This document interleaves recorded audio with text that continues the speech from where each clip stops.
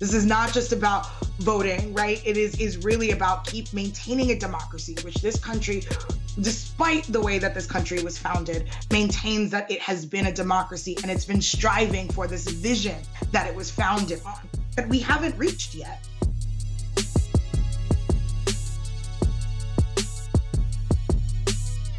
Voter suppression is a really big deal in the United States.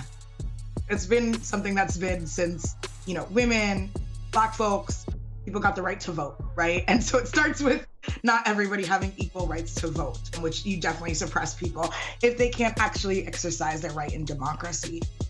And what it looks like in modern ages is things that might not seem trivial, but are to a lot of people. Like one, ID laws. Voter ID laws, when they ask you to show an ID, if they didn't have it, then they had to go through a process and then they couldn't vote if they don't have a voter ID, right? In different states, you have different checks and balances that you have to go through to even register to vote. Most countries across the world, you're registered to vote as a right. You get to vote as a right. You don't actually have to register. Another way of voter suppression is also the hours. During early vote, if your hours are like 12 to 5 on a weekday, aren't most people working those days? Like, all right, maybe they got to do 12 to 5 because they don't have that much staff, but they could choose hours that are maybe more acceptable to people before and after work for the most part, and understand that people don't just work 9 to 5 jobs. So I think it's really important that we understand that voter suppression is a lot of little things, or especially how it plays out now, are a lot of little things that add up to a lot of people being disenfranchised.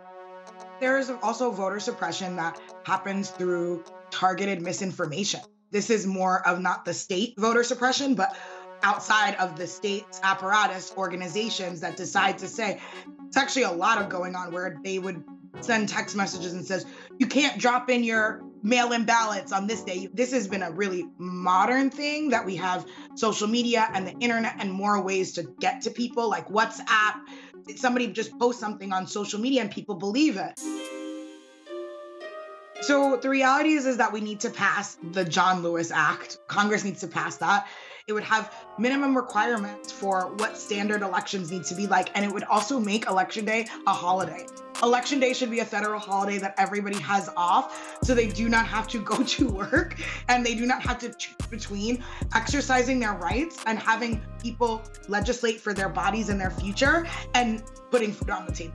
We need to pass actually voting and democracy reform, because that's what it is. It's not just voting reform, this is democracy reform, because this is about our democracy and our fundamental rights.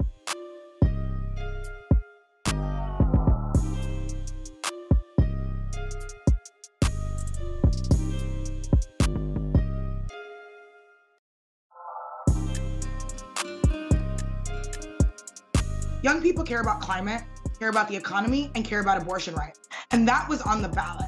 So I do think it's really important that we understand that from here on out, it's not just gonna be like an election day, it's over.